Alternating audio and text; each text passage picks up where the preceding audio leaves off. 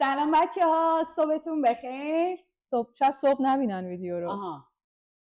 سلام بچه ها، چطوری؟ هم سلام. آره. چطوری خوبه؟ سلام بچه ها، چطورین؟ خوبین؟ خوش اومدین به کانال ما. من مهسا هستم. منم شهرزادم. امروز میخوایم راجع به بابل تی صحبت کنیم. برو که بریم. تا حالا بابل تی خوردی هستن؟ من راستشو بگم نه. منم نخوردم. من آخه مالزی زندگی کردم یه چند سال، ولی بین چینی ها خیلی رایج بود. همه دوستای همکلاسی چینیم دستشون بود، ولی من هیچ وقت راستش برام عجیب بود قیافش، هیچ وقت سمتش نرفتم. منم خیلی طرفش شنیدم، ولی دیدم چرا هر دفعه میرم یه چیزی سفارش بدم انگار که دوست دارم اونی که قبلا خوردم و دوباره امتحان کنم. آها، من آخه عاشق چیزای جدید امتحان کردنم. منتها اینو چون همیشه یه ذره این توپیای پایینش رو برام سوال بود که چی بوده. هنوزم نمیدونم، واسه همین سعی کردم سمتش نرم. نه، من دوست دارم چیز جدید امتحان کنم، ولی اصلا همیشه میگفتم دفعه بعدی اینو امتحان کنی و دفعه بعدی دوباره مثلا همون همیشگی رو میگرفتم. آره میدونم دیگه قسمت شد امروز ببینید. البته که این جایزه توئه. جایزه منه؟ آره. یه سری سوال میخوام ازت بپرسم، یعنی یه سری چیزا بهت میگم، باید تشخیص بدی که کجاهاش چرت و پرته. یه سری اطلاعات راجع به بابل تی بهت میدم، تو گوش کن. اونجایی که به نظرت الکی چرت میاد و به من بگو که نه این داری چرت میگی مثلا یه چالش. و اگه تونستی درست تشخیص بدی، اساس 4 تا 3 تاش هم درست بگی، این جایزته. الهی به امید تو. برو بریم. باید ببینم اصلا چیه اینا؟ این توپاش چیه؟ حالا میفهمم. باشه برو بریم. خودم تازه اصلا به نظرت چرا بهش میگن بابل تی؟ ایده ای داری؟ چرا اسمش بابل تیه؟ چه ربطی داره؟ نمیدونم واقعا. اصلا میدونی چون برام هیچ وقت کنجکاوی نبود، فکر کنم مثلا یعنی حبابی دیگه، یعنی یه چیزی که یعنی ایده‌ایه که احتمالاً مثلا نمیدونم کسی ایده‌ای داره کمک کنه من اینو بخورم. یعنی از ظاهرش مثلا از ظاهرش فکر کنم که بابل این که به این میگن، این بخشو میگن تی احتمالاً، ولی حالا نمیدونم تی باید گرم باشه، این چرا سرده و اینا نمیفهمم چه فازی دارن، ولی این توپیا رو شاید واسمون میگن بابل تی. خب عرضم به حضورت که بیه تکونش بدیم، درشو باز کنی مثلا در وهله اول. نه ریزیم کامل. نه عجب خفنم کلم کرده. آره یا تکونش بدی که میریزه که من با این هم بزنیم. آره خب نمیدونم اصلا تغییری ایجاد میشه درش یا نه. یه همش بزنیم. خب روش خامه است؟ فکر کنم. آقا این خیلی باحاله. چه صدا یخه بچه‌ها؟ جاتون خالیه. البته کاش میشد یه جوری دوربین بهتر میگرفتش. حالا خیلی باحاله. آره میخوای یکم بیاریش دوربین؟ آره اینها. آره خب این حالا قراره که وقتی تکونش میدی، الان نمیتونی تکون بدی چون خیلی لب به لبه. تکونش که میدی، شیکش که میکنی حباب میده. حباب میده. واسه اینه که اصلا بهش میگن بابل تی. خب به خاطر این گومبولکیای پایینش نیست. داشتم خب پس اینو تکون میدیم محکم که شیک میکنیم از این، یعنی تکونش میدیم حباب میکنه و به خاطر اینه که بهش میگن بابل تی، نه به خاطر اینا در اصل تاپینگشه یعنی اختیاری، آپشناله. خب همه جا از این گومبولکی‌ها نیست، بعضی جا میوه میریزن، بعضی جا ژل آلوبارا دیدم، بعضی جاها آروش مثلا انبه‌های خرد شده میریزن. آره یعنی این مثلا یه چیز اضافه‌ایه، اصلا ربطی به بابل تی نداره. اوکی. من خودم فکر می‌کردم بهش به این دلیل میگم بابل تی به خاطر اینا بابل، ولی نه، قشنگ قراره که حباب درست شه روش. خب واسه خاطر اون بهش میگم بابل تی. اینا تاپینگه میتونی مثلا بهت میگه که میخوای از اینا داشت بریزم توش یا نه، مثلا میتونی بگی آره، میتونی بگی اوکی. جالبه. بعد حالا این بابل تی اسمای مختلفی داره، بهش چای مرواریدی میگن، بوبا میگن، کیو میگن، یه چیز دیگه هم بهش میگن شیرچایی هم میگن. شیرچایی. شیرچایی مامان بزرگای ما. آره همون میلک تی خودمون، اصلا همون میلک تی همون شیرچایی خودمونه که انقدر سر صدا کرده. این چیز خاصی نیست. اوکی. خب تو چنگ تو پکی‌ها میندازن، بعد مثلا خدا تو من بابا این خارجی‌ها به قرآن الکی شلوغش میکنن. بابا شیرچایی زمان ناصرالدین شاه مامان بزرگای ما میخوردن. اگه این مبارزه اجازه بده. این اصلا دوست نداره منو بگیره. میفته. خب امیدوارم دیگه نیفته. آره و خلاصه که همون شیرچایی خودمونه که توش پس یعنی این رنگی که داره ترکیب شیر و چایی. آره. آها شیرچایی یخ شکر میشه این با این گومولک‌ها هم توش میندازن. شکرم داره؟ آره شکر زیادم داره مثل اینکه. حالا این توپیای توش میدونی چیه؟ میتونی حدس بزنی چیه؟ توپیاش آخه اصلا نمیدونم چی جنسی داره. خوراکیه دیگه؟ آره. اوکی اگه یا حالت مثلا بهش میگن تاپیوکا. تاپیوکا اسمش تاپیوکاه. خب برای درست کردنش میان ریشه یه گیاهی رو به اسم کاساوا. خب که یه گیاه بومیه تو آمریکای جنوبی. خب اینا اول میشورنش قشنگ تمیز.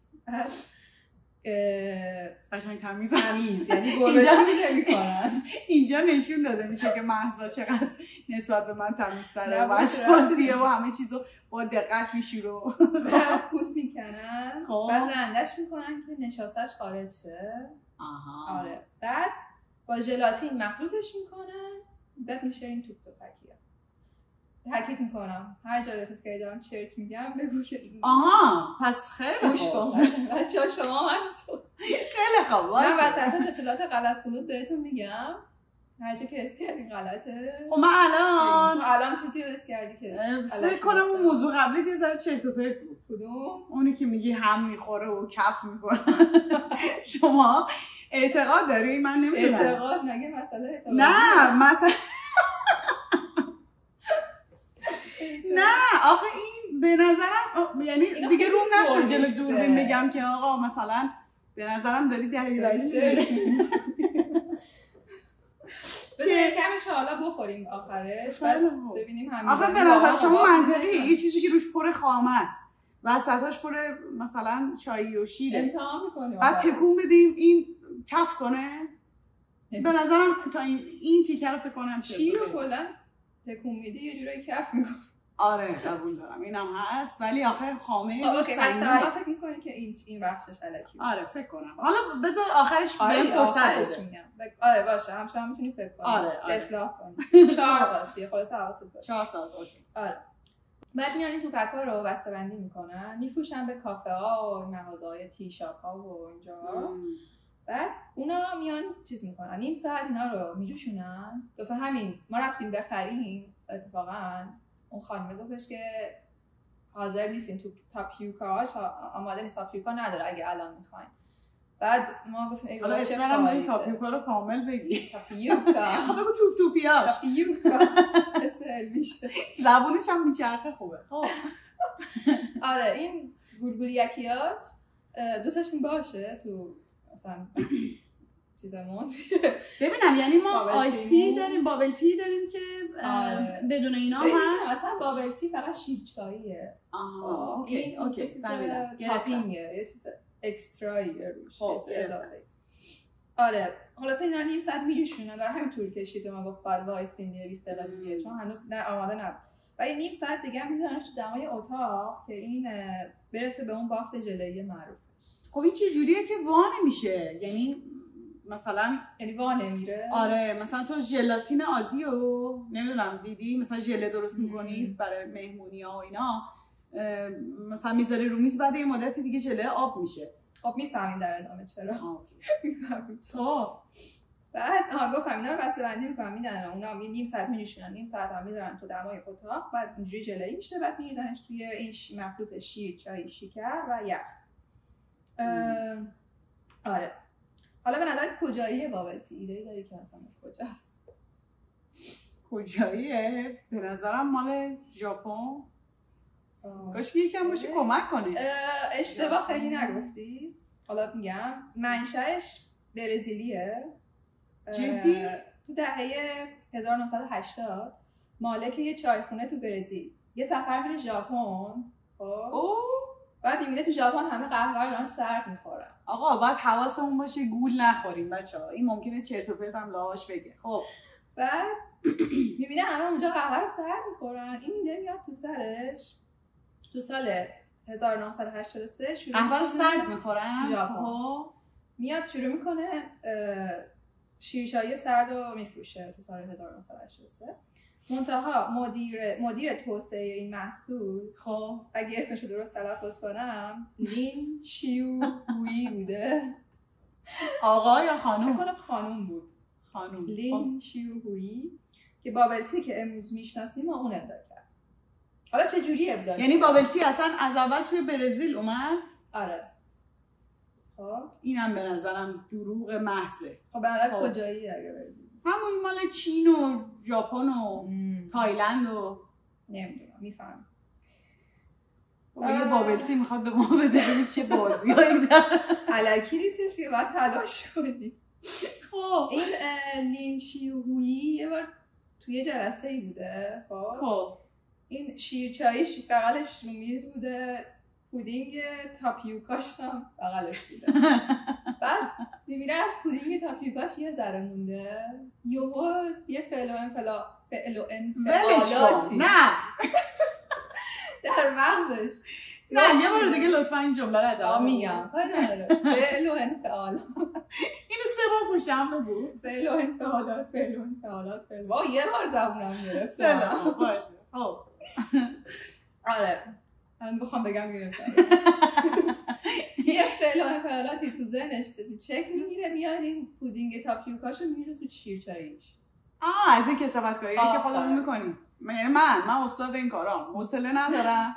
مثلا 3-4 تا چیز دارم دستم، اینا رو یکی میکنم که یه ظرف دستم باشه همه رو با هم میخورم. خب بعد میبینه باحال شد، خوشش میاد از ریزالت از خروجی. خب بعد همکاراش هم اونجا بودن، همکاراش هم میگه که شما امتحان کنید بچه‌ها باحاله، اونا امتحان میکنن و همشون دور هم خوششون میاد. بعد این میشه که فرداش با خودش میبره سر کار و دونه دونه هی معرفی میشه و اینا. خلاصه کم کمک اصلا اضافه میشه منوی این کافه ها. خب بعد کلی هم جلب توجه میکنه، این کپی کارا مثلا میان کپیش میکنن و اصلا تو کل دنیا محبوب میشه. به نظرم این میاد که راست باشه. هست دیگه بابا الان همه جا نه اینی که این قصه به چشم اومد که چون من خودم از این کسافتکاری‌ها میکنم اینو میزنم تو اینا به نظرم منطقی اومد. حالا کار خاصی کردی که الان میخوای بگی مثلا یه چیز بی ربط قاطی کردی؟ آره خیلی زیاد. من اصلا کلا از اینام که دوست دارم غذامو، مثلا بعضیا دیدی پلو خورش رو سوا می‌ریزن. من دوست دارم که خورش رو می‌ریزم وسط پلو. بعد این مخلوط می‌کنی با آره دوست دارم. بعد کنارش ماست می‌ریزم، یه ظرفی سالاد می‌ریزم کنارش، یه چیز آره این ماست و اینا منم هستم. آره بعد ترکیبش اصلا خوشم میاد قاطی پاتیو. بعد چون به مزه جدید میده بعد برام جالبه. حس می‌کنم من بچه‌ها رو کم نگاه می‌کنم. همش حواسم به من شیطونی نکنم. نه کلی منو تهدید کرده شیطونی نمی‌کنی، حرف اضافه نمی‌کنی. الان تازه دست و پاشو جمع کردم.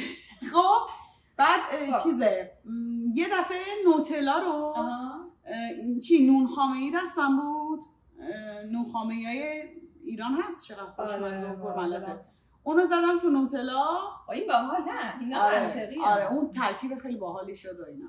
یعنی این شد دیگه سیگنچر خامه‌ای و من میتونم مثلا از این اتاق رو دقیقاً منم قابلیت ندارم نون خامه‌ای مثلا یه جعبه بزرگ بخورم.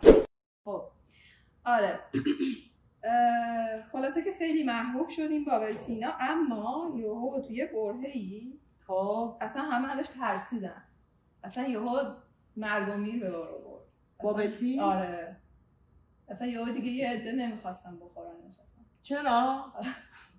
یه سری اتفاقا افتاد. یکیش این که مثلا یه مدت زیادی هم توی سری کشورهای اسلامی ممنوع بود اصلا بابل تی، چون میگفتن که تو فرآیند تولیدش تخمیر ایجاد میشه، توی مثلا این تاپیوکا الکل ایجاد میشه و اصلا تو کشور اسلامی ها اصلا من نمیدونستم. خب یا اینکه یه سری نگرانی‌های دیگه ایجاد شده، نوع خیلی شکرش زیاده، کافئینش خیلی زیاده، واسه سلامتی همه به خصوص بچه‌ها ضرر من یه جا خوندم قبلا که بابل تی از نوشابه شکرش بیشتره. حالا نمیدونم این چقدر صحت داره، ولی میگفتن که شاید واسه همون چیزیه که میخوان خب هر چیزی که خیلی معروف میشه و گنده میشه میخوان یه سری چیزا هم هست که ردش میکنن دیگه. آره حالا نمیدونم چرا. آره. و یه بیمارستان تو سنگاپور که اسم بیمارستانش خیلی سخته، من میترسم اشتباه یه بیمارستانی تو سنگاپور یه سری هشدار داد، گفتش که بابل تی اصلا خطر سکته قلبی و بیماری قلبی و دیابت و کمردرد و آرتریت رو زیاد میکنه. بابا شر و بره باور نکنید. این به نظرم خیلی چرت و پرته. خدا شاهده منم همین الان نشستم، یعنی من اصلا فقط گفتم میخوام راجع به بابل تی صحبت کنم. خب یه چیزی که قندش یعنی هیچ ایده‌ای منم ندارم. یه چیزی که قندش زیاده ممکنه بیماری قلبی و قلب باشه ولی کمر و کمردرد این دیگه خدایی شاید بکنی من مشکلات اعصاب و روان دارم یا مثلا کنزینم. این دیگه خیلی تابلو بود. این خدا شد یکی از 4 تاش تابلو در اومد، کمردرد و چیز میکنه و نه این دروغ محضه. خب بعد برای اینکه این موج ضد تبلیغ راجع به بابل تی آروم شه اومدن کافه ها و اینا چیز کردن، به جای شیر چایی اومدن مثلا چای میوه‌ای و چای سبز و اینجوری گذاشتن که مثلا مردم آروم کنن که مثلا دیگه اینا بعد مثلا به جای شیرم از این شیر بادوم و شیر جو مثلا از اینا جایگزین کردن، بدون شکرش کردن که یکم جو آروم شه، ولی اون طعم اصلیش رو نداشت دیگه، اون طعم اصلیت بیشتر داشت. یه مدت هم جو آروم میشه اما بازی داستان دیگه درست میشه. تو سال 2012 چقدر پرحاشیه بوده این بابت. آره اومدن شایعه کردن که این توپای تاپیوکا کاوی مواد سرطانزا. یه ترس خاصی تو صدات هست وقتی میخوای تاپیوکا. آره میترسم مسخره کنی همش. آره سرطانزا و مضرن توپکاش. بعد یه بیمارستان دیگه ای تو آلمان که اسم این همش سخت داره، اصلا آلمانی‌ها طرفش چیز عجیبیه. اومدن بابل تی آزمایش کردن، گفتن که مواد شیمیایی سرطانزا دیده شده توی این توپکیاش. خب رسانه ها هم که سریع دست میگیرن و تیتر شد و همه گفتن آقا بابل تی سرطانزا بده نخورین، اصلا گند زده شد به مارکت بابل تی. بنده خدا اون خانومه کل دنیا اصلا ترسید، محبوبیتش کم شد. خب حالا این وسط یه سری خبرنگار با وجدان پیدا شدن، رفتن بیشتر تحقیق کردن، دیدن که نه آقا اون سطح شیمیایی این توپکا مضر هست ولی انقدر کمه که اصلا تاثیری نمیذاره، درصدش خیلی پایینه، یعنی اونجوری که این سر صدا کرده گفتن نیست. درصدش انقدر کمه که مثلا خیلی فرقی با نوشیدنی‌های دیگه که چیزه نداره، مثلا اوکیه. بعد انتظار میرفت که وقتی خب این خبر پخش میشه اوضاع آروم شه، ولی نشد، همچنان تبلیغات ضد منفی بود، مثل اینکه یه دشمن داشته. نه خود من وقتی اسم بابل تی رو میشنوم فکر میکنم که مثلا باید یه نوشیدنی سالمی باشه چون تی داره. آره بعد یه ذره شوک شدم وقتی خوندم که مثلا قبلا خونده بودم که شکرش از نوشابه هم بیشتره. بعد میدونی مثلا شما اگه بری توی مثلا کافی شاپ یه دونه کافه گلاس سفارش بدی میدونیم داری یه چیز ناسالم میخوری یا چه میدونم از اینایی که پر بستنیه و خورده های بیسکویته و نمام خامست و اینا، ولی اینو آدم فکر میکنه که مثلا باید قاعدتا یه چیز سالمی باشه، منتها یهو وارد دیتیلش که میشی جزئیاتشو میبینی وای چقدر مثلا ناسالمه. انقدر تشنمه الان. آره من نامد یه قلوب نداد بخورم. آیسا باید درست جواب بدید. آره کجا بودیم؟ گفتیم که خبرنگارای با وجدان. آره ولی بازم دنیا ترسیده بود، محبوبیتش درست نشد. این صفت رو این گذاشته پشتش. با وجدان اصلا دیگه کلامشه. آره خیلی نوشته خبرنگار خالی دقیقا با وجدانش دیدی؟ خب بگو. بعد اما یه سری گزارش دوباره در اومد از مثلا پذیرش افراد تو اورژانس‌ها که گفتن که به خاطر خوردن بابلتی عده مردن. شروع شد باز دروغگویی‌ها شروع شد. آقا بابلتی یارو بخوره میکروفون من میخوره به گردنم. بابلتی بخوره تو بابلتی خورده مرده. که یه نفر چون دروغگو هم نیستی اصلا نمیتونی دروغ بگی. این تیکایی که احساس میکنم به دلم اینجوری اومده عوض میشه. الهی با امید تو که درست باشه، ولی احساسم اینه که چیزه هر جاشو که داری چرت و پرت خودت میگی خندت میگیره. این تیکش هم که بعضیا مردن کلا هر چی میگم خندم میگیره، ربطی نداره. خب ببین مثلا اینو میتونم دوجی کنم، بچه کوچیک خورده این مثلا پریده تو گلوش، ولی اینم بپره تو گلوش لیزه دیگه. این قاعدتا نه واقعا مردن کسری پریده تو گلوش. این حالا نمیدونم چجوری مرده بود این یه نفر، ولی در ادامه میخواستم بگم خب بگو. یه عده بچه توپک‌ها رفته تو گلوشون گیر کرده، راه تنفسیشون رو بسته. خب بیا دیدی خب مردن. خب آخه اینا ژله است، ژلاتینه، قلوبی میره پایین. حالا شاید مال اونو نرفته، کوچیک بوده نمیدونم. خب باشه. خب وایسا حالا به هم ریختی تنظیمات من، اونا رو بعداً می‌خواستم بگم. وایسا خب هولم نکن. یه مورد دیگه این بوده، یه نوجوانی نتونسته هضم کنه این توپیا رو. خب دلدرد شدید گرفته، مثل من که نمیتونم یه سری از کارهای تو رو هضم کنم. بعد اینا نشاسته‌این دیگه، رفتن تو شکمش به هم چسبیدن، بزرگ شدن، بعد مجبور شدن جراحیش کنن که درش بیارن. خب بابلتی واقعا ارزش داره من بیام جلو دوربین بی شخصیت. و جایزه تو الان. خب آخه اینم به نظرم دروغه، رفت تو دل یارو بزرگ شد. کلا 4 تا دروغ داریم و حواست باشه. آره به نظر کلشو داری دروغ میپنداری. آره خب خیلی خوب. اون خیلی بولتراشو بعدم میگم. خب یادت باشه فقط یادت نره. فکر کنم بعد تو کاغذ خودکار میآوردی. آره یه دختری هم بر اثر خوردن بابلتی رفته تو کمای دیابتی، چون روزی 2 تا لیوان بابلتی می‌خورده و سطح قندش از 25 برابر سطح نرمال شده. کلا اون تصویر گوگلی و دوست داشتنی از بابلتی تیره و تار شد دیگه خلاصه. یعنی الان این تصویر تو ذهن نه الان دوباره درست شد. مال قبل.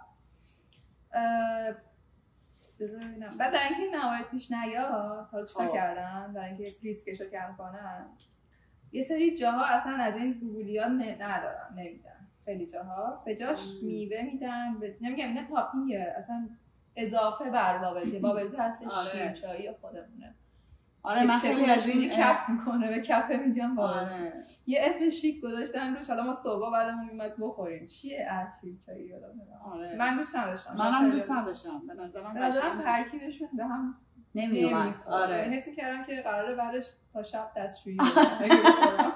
نمیدونم شاید واقعا اینجوری نباشه. من یه همچین تصوری داشتم ترکیب شیر و چای. یارو بدبخت اومده کلی چیز کرده، اختراع کرده، اینو ریخته تو اون وسط جلسه. ولی الان اگه اینو میبینم این همچین حسی بهم دست نمیده ها. ولی اومدن چیتام پیدنش کردن، جیگول پیگولش کردن دیگه. این مارکت و بازار و اینا همینا. آخه یه چیزی ببین همه امکانات میوه خوردن که روش بریزن اونا هم باز احتمال خفگی داره که نه دیگه میجوان هم خورد میدن دیگه. این ولی این چطور جاییده نمیشه؟ میوه رو تو هیچ وقت درسته خورد نمیدی. این یه توپه یه نی بندازی توش بارها شده من مثلا اینقدر سیب و همینجوری درست تو یعنی قشنگ وقتی داشته میرفته پایین اشتباهی حسش کردی. آره پاره کرده رفته تا پایین. اینا ولی خب شاید شلوبله به خاطر همون نمیشه جویدشه، راحت میره پایین. شاید به خاطر همون. حالا خلاصه که یه عده مردن دیگه درسته.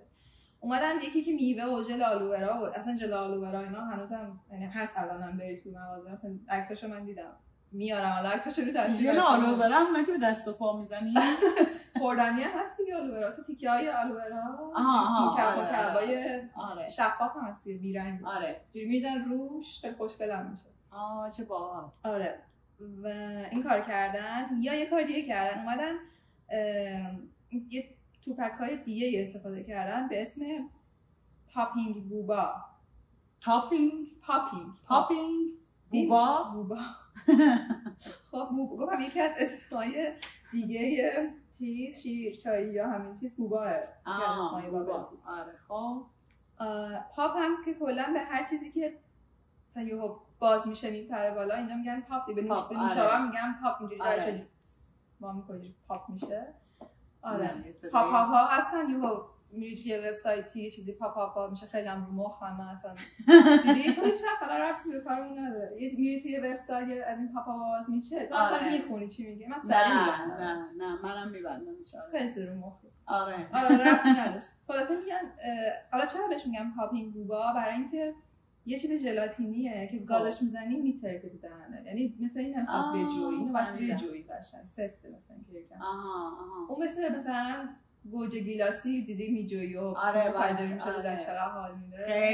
خیلی میاد از اینا درست میکنه از این پاپینگ بوباها که اولا کوچیک‌تر سایزش. آره. دو اینکه دیگه مثلا حاله میترکه یعنی ریسک خفگی و ایناش کمتره. توش هم با طعمای مختلفی از سیروپ پر میکنن.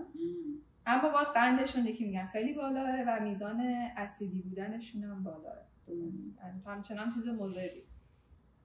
بعد اما باز هم تا تو میگی خفه نمیشه آدم این لیست میخوره میره پایین، بازه با اون پاپینگ بوباها که کوچولوتره هم هنوز ریسک خفگی هست. این همچنان گاهی گزارش میشه که مثلا بچه کوچیکا و اینا حالا بیشتر. خب نباید دیگه مثلا من اگه مادر یه بچه باشم بچه‌م از اینا بخواد نباید براش بگیرم دیگه. دیدی بعضی اسباب بازی‌ها هم همه نوشته که آقا برای مثلا اینا تخم مرغ شانسی‌ها کوچولو نوشته آقا نکنین برای بچه‌های مثلا زیر 3 سال استفاده نکنین. آره گفت خلاص با احتیاط دوباره من زدم میکروفون بچه باعث نویز میگن با احتیاط مصرف کنین، کم بخورین اوکیه و حتما مراقب باشین که بجوین تو پکا رو نجویید اینجوری خورد ندید. بعد برای اینکه سالم تر باشه مثلا قندش اینا کمتر باشه تو خونه هم یه درست میکنن اینا.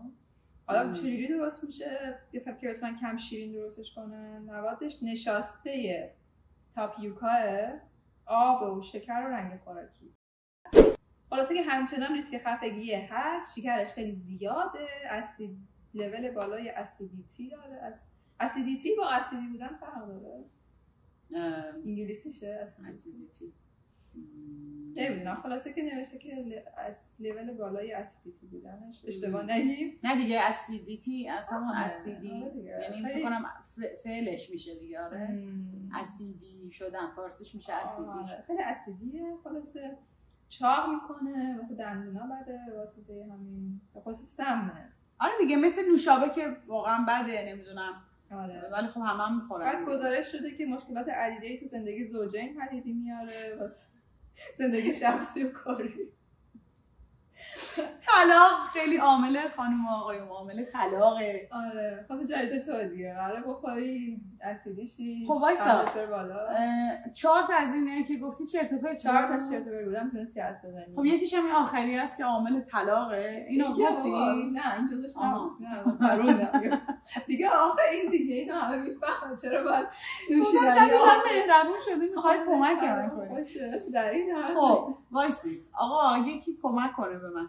ببین اون اولش که گفتی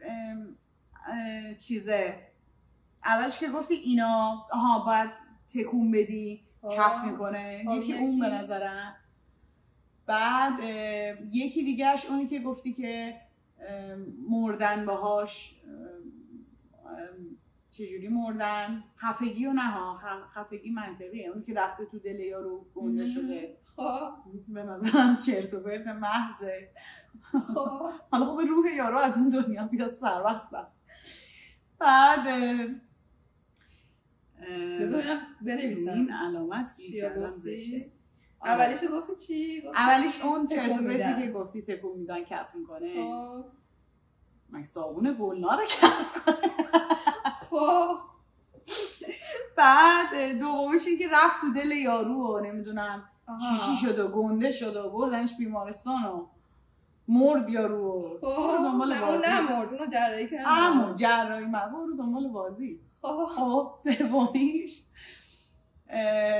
گفتی برزیلی نیست انگار. برزیلی هم به نظرم به نظرم میاد که برزیلی نباشه، آسیاییه. آره کمک کن دیگه، حالا یه ذره چیز کن، حالا تایلند، نمیدونم چین، ژاپن، فکر کنم چین و ژاپن. این آخرش دوباره یه چرتی پروندی یه ذره عقب‌تر، به نظرم اونم دریوری محض. کمردرد. آفرین، خدا پدرتو بیامرزه. کمردرد آخه با که سایه یکی از عوارض خوردن. مثلا فکر کنم یکی اینو بخوری که همش درد بگه. تو گفتم باشیم بریم کار داریم. خب آقا باید بریم سریع اینو بگیم که جمع. خب بذار بگم کدوم رو درست گفتی کدوم اشتباه. اول اینکه تکون میدن کف میکنه درسته، بچا تکون میدی کف میکنه. یعنی خیلی پره نتونستیم تکونش بدیم ولی اصلا باخته همش میام بابت. تکونش میدی کف میکنه. چسبیدن به هم تو دل یارو درست بود و اشتباه گفتی.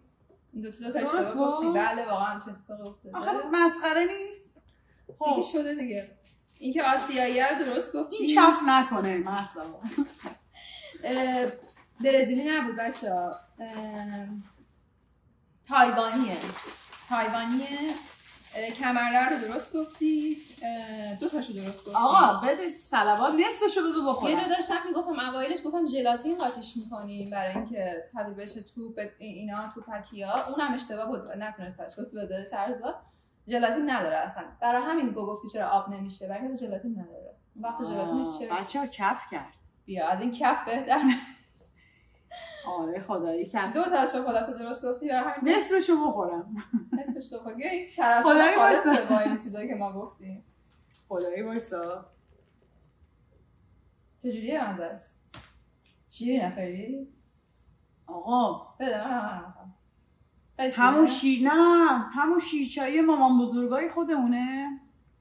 اینا هم مثل آدامس میاد تو دهنت. خیلی باحاله. ولی من توپشو نخورم. خیلی باحال بود. ببین دقیقاً چای شیرینه، چای خیلی شیرین با شیر. این توپاش باحاله. آره توپاش میبینی جوجه نمیشه راحت. آره میچسبه. خودی خفه میشدم باش. توپاش چسب نگرد. بچه‌ها ما باید جمع کنیم. الان آقا اومد بهمون تذکر داد. ببخشید آخر ویدیومون یکم هول شد. چقدر باحاله. خیلی باحاله بچه‌ها، واقعا جاتون خالی. ایشالله تونتون میایم براتون ویدیوهای همینجوری ضبط می‌کنیم. نظرتون رو بهمون بگین که بهتر شیم به مرور. هی آره واقعا خیلی هم مرسی که نگاه می‌کردین تا اینجا. مرسی خیلی ممنونم. مرسی همراهمون بودین. تا برنامه بعدی و ضبط بعدی. خداحافظ.